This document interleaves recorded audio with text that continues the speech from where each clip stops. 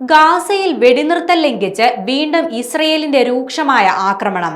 Israel ഇന്നലെ നടത്തിയ വ്യോമാക്രമണങ്ങളിൽ മാത്രം 45 പലസ്തീനികൾ കൊല്ലപ്പെട്ടു.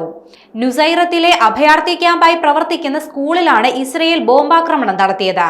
ഇസ്രയേൽ സൈന്യത്തിന് നേരെ ഹമാസിന്റെ ആക്രമണം ഉണ്ടായെന്നും 2 സൈനികർ കൊല്ലപ്പെട്ടുവെന്നും ആരോപിച്ചാണ് ഇസ്രയേൽ ആക്രമണം നടത്തിയത്. എന്നാൽ ഹമാസ് ഇസ്രയേലിന്റെ ആരോപണം നിഷേധിച്ചു. ആക്രമണം നടത്താനായി ഇസ്രയേൽ നിരന്തരം ഇത്തരം ആരോപണങ്ങൾ ഉന്നയിക്കുകയാണെന്നും ഹമാസ് പറയുന്നുണ്ട്. വെടിനിർത്തൽ കരാർ ലംഘിച്ചുകൊണ്ടാണ് ഇസ്രയേലിന്റെ ആക്രമണം. ഇസ്രയേലും ഹമാസും തമ്മിലുള്ള വെടിനിർത്തൽ നിലവിൽ വന്നതിനു ശേഷം മാത്രം ഇസ്രയേൽ നടത്തിയ ആക്രമണങ്ങളിൽ ഗാസയിൽ 97 പേർ കൊല്ലപ്പെടുകയും 230 പേർക്ക് പരിക്കേൽക്കുകയും ചെയ്തിട്ടുണ്ട്. ഇതോടെ ഗാസയിലെ വെടിനിർത്തൽ കരാറിന്റെ ഭാവി സംബന്ധിച്ച ആശങ്ക ഉയരുകയാണ്. ഹമാസ് വെടിനിർത്തൽ കരാർ ലംഘിച്ചുവെന്നാരോപിച്ച് ഹമാസിനെതിരെ കർശന നടപടി സ്വീകരിക്കാൻ ഇസ്രയേൽ പ്രതിരോധ സേനയ്ക്ക് പ്രധാനമന്ത്രി ബെഞ്ചമിൻ നെതന്യാഹു നിർദ്ദേശം നൽകിയിരുന്നു. ഇസ്രയേൽ നിയന്ത്രിത മേഖലയിൽ ഹമാസ് വെടിവെപ്പ് നടത്തിയെന്നാരോപിച്ച് ഇസ്രയേൽ റഫ ഉൾപ്പെടെയുള്ള ഗാസയിലെ നിരവധി മേഖലകളിൽ ആക്രമണം നടത്തി.